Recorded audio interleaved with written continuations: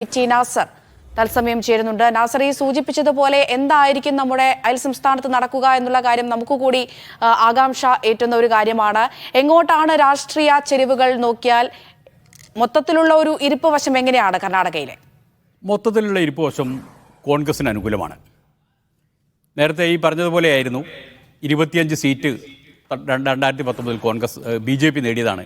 അന്ന് കോൺഗ്രസിന് ഒരു സീറ്റ് മാത്രമാണുള്ളത്.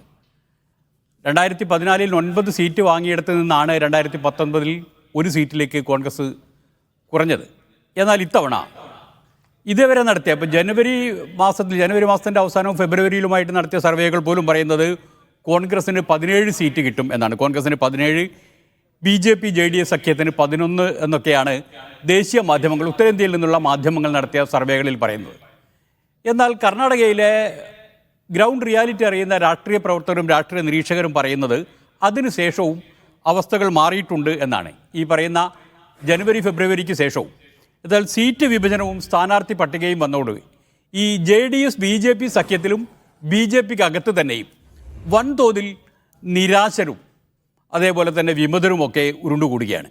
ഈ സാഹചര്യത്തിൽ കോൺഗ്രസിന് വലിയ തോതിലുള്ള മേൽക്കൈയാണ് ഇത്തവണ കോൺഗ്രസിനുള്ളത്. കോൺഗ്രസിൻ്റെ D. ശിവകുമാറിൻ്റെ ടാർഗറ്റ് 25-ൽ 20 സീറ്റാണ്.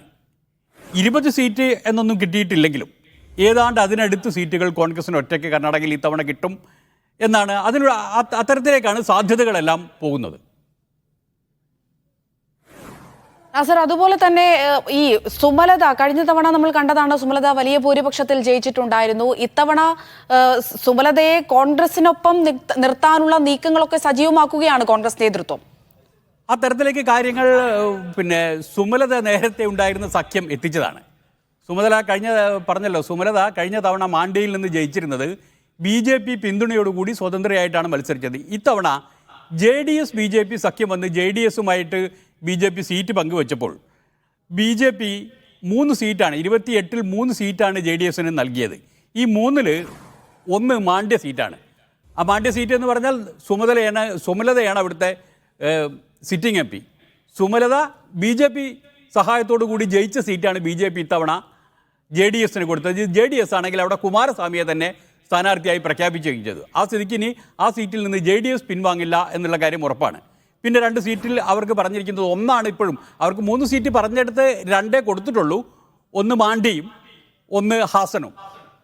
പിന്നെ അവർ ആവശ്യപ്പെട്ടുകൊണ്ടിരിക്കുന്നത് ഇപ്പോഴും കോലാർ സീറ്റാണ്. ആ കാര്യത്തിൽ ഇപ്പോഴും BJP ഉറപ്പ് പറഞ്ഞിട്ടില്ല. മാണ്ഡ്യയിലാണെങ്കിൽ ഈ പറഞ്ഞതുപോലെ തന്നെ ഈ കുമാരസ്വാമിയെ സ്ഥാനാർത്ഥിയായി പ്രഖ്യാപിച്ച സ്ഥിതിക്ക് കുമാരസ്വാമി ഇനി അവിടുന്ന് പിന്മാറില്ല. സുമലതയാണെങ്കിൽ തൻ്റെ സിറ്റിംഗ് സീറ്റ് തനിക്ക് തന്നെ വേണമെന്നാവശ്യപ്പെട്ട് BJPയിലെ ഇനിയൊരു നേതാവിനെയും കാണാൻ ബാക്കിയില്ല.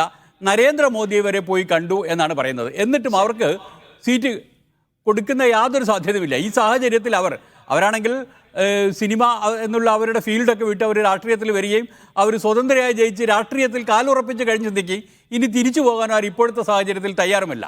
ആ സാഹചര്യത്തിൽ കർണാടക പോലുള്ള സംസ്ഥാനങ്ങളുടെ സ്ഥിരം സ്വഭാവം വെച്ച് ഒരു മുന്നണി സീറ്റ് കൊടുത്തില്ലെങ്കിൽ അടുത്ത മുന്നണിയെ സമീപിക്കുക എന്നുള്ള കർണാടകയിലൊക്കെ കാണുന്ന സ്ഥിരം രാഷ്ട്രീയ തന്ത്രം അവരും പയറ്റി അവർ കോൺഗ്രസിൻ്റെ ഭാഗത്തേക്ക് ചാഞ്ഞതിന് ശേഷമാണ് കോൺഗ്രസ് അവരെ കൂടെ നിർത്താനുള്ള ഈ നീക്കങ്ങൾ ത്വരിതപ്പെടുത്തിയത്.